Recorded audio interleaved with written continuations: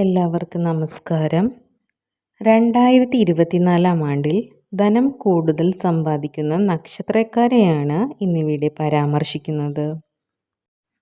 എൻ്റെ ഈ channel subscribe ചെയ്യാത്തവരാണെങ്കിൽ ഒന്ന് സബ്സ്ക്രൈബ് ചെയ്ത് കാണാൻ ശ്രമിക്കണേ. ഗ്രഹങ്ങളുടെ ഇപ്പോഴത്തെ സ്ഥിതി അനുസരിച്ച് നോക്കുമ്പോൾ ഈ വർഷം ധനസമ്പാദ്യം കൂടുതലായി വന്നു ചേരുന്ന ചില നക്ഷത്രങ്ങളുണ്ട്. ഈ നക്ഷത്രക്കാർക്ക് അത്യപൂർവമായ ഭാഗ്യവും ദൈവാധീനവും വർദ്ധിച്ചിട്ടുണ്ട്. ഇവർക്ക് ധനം വന്നു ചേരുന്നതിന് പല കാര്യങ്ങളുണ്ട്. ഇങ്ങനെയുള്ള കാര്യങ്ങൾ ഒത്തുവരുന്ന നക്ഷത്രക്കാരെയാണ് ഇന്നിവിടെ സൂചിപ്പിക്കുന്നത്. മേടം രാശിയിൽപ്പെടുന്ന അശ്വതി, ഭരണി, കാർത്തികയുടെ ആദ്യത്തെ പാദമടങ്ങുന്ന നക്ഷത്രക്കാർ.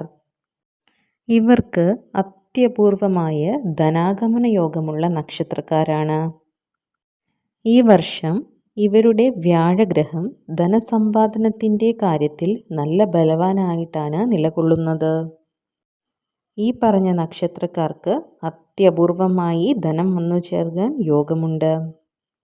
വിദേശ രാജ്യങ്ങളിലൊക്കെ ജോലിക്ക് പോയിരിക്കുന്നവർക്ക് അത്യപൂർവമായ ധനം വന്നു ചേരാനും അതുപോലെ തന്നെ അവർക്ക് ജോലിയിൽ കയറ്റം കിട്ടാനും ധനം കൂടുതൽ സമ്പാദിക്കാനും എല്ലാത്തിനും യോഗം കാണുന്നു.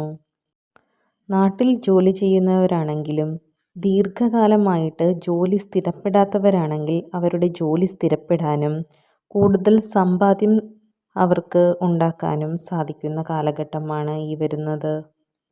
ഈ നക്ഷത്രക്കാർക്ക് നിലവിലുള്ള ബിസിനസ് പുരോഗമിപ്പിക്കാനും പുതിയ ബിസിനസ് തുടങ്ങുന്നതിലൂടെയും പിന്നെ ഷെയർ മാർക്കറ്റ് പോലെയുള്ള കാര്യങ്ങളിലൂടെയുമൊക്കെ കൂടുതൽ ധനം വന്നു ചേരാൻ യോഗം കാണുന്നു. ഇതൊക്കെ ഇപ്പോൾ ചെയ്യാൻ പറ്റിയ നല്ല സമയമാണ് ഈ നക്ഷത്രക്കാർക്ക്.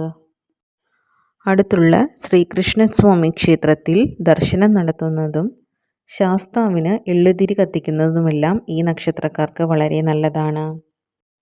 അടുത്ത നക്ഷത്രമാണ് കർക്കിടകം രാശിയിൽപ്പെട്ട പുണർദത്തിൻ്റെ 4-ാം പാദവും പൂയവും ആയില്യവും അടങ്ങുന്ന കർക്കിടകം രാശിക്കാർ. ഇവർക്ക് ചില ദിവസങ്ങളിൽ അത്യപൂർവമായ ഭാഗ്യം വന്നു ചേരുന്നതാണ്.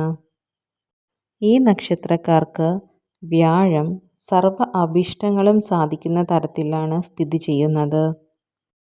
ആയതിനാൽ ഈ നക്ഷത്രക്കാർക്ക് അപ്രതീക്ഷിതമായി ധനം വന്നു ചേരാൻ യോഗം കാണുന്നു.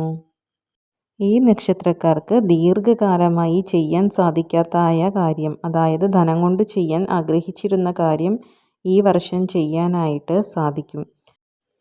ഭൂമി വാങ്ങാനും ഗൃഹം വയ്ക്കാനും പുതിയ വാഹനങ്ങൾ വാങ്ങാനുമൊക്കെയുള്ള യോഗം ഈ നക്ഷത്രക്കാർക്ക് കാണുന്നു. തൊഴിൽ രംഗത്ത് നിന്ന് വളരെയധികം സാമ്പത്തിക അഭിവൃദ്ധി ഉണ്ടാകും. കുടുംബസ്വത്ത് കിട്ടാനോ വസ്തുവൊക്കെ വിറ്റ് കാശ് കിട്ടാനും ഒക്കെയുള്ള സാധ്യതകളാണ് ഈ രാശിക്കാർക്ക് കാണുന്നത്. അടുത്ത രാശിയാണ് മകരം രാശി.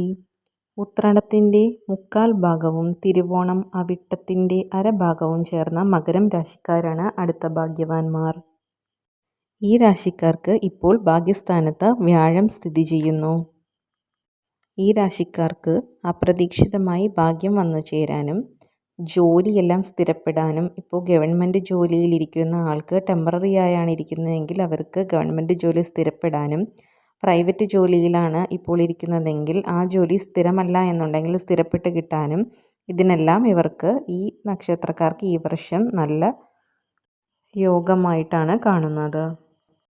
ഈ പറഞ്ഞ 3 രാശിക്കാർക്കും ഈ വർഷം വളരെയധികം ധനം സമ്പാദിക്കാൻ പറ്റുന്ന കാലഘട്ടമാണ്. അടുത്തുള്ള ശ്രീകൃഷ്ണസ്വാമി ക്ഷേത്രത്തിൽ പോകുന്നതും ശാസ്താവിന് നീരാഞ്ജനം കത്തിക്കുന്നതും നവഗ്രഹ ക്ഷേത്രങ്ങളിൽ തൊഴുന്നതും വളരെ ഉത്തമമാണ്.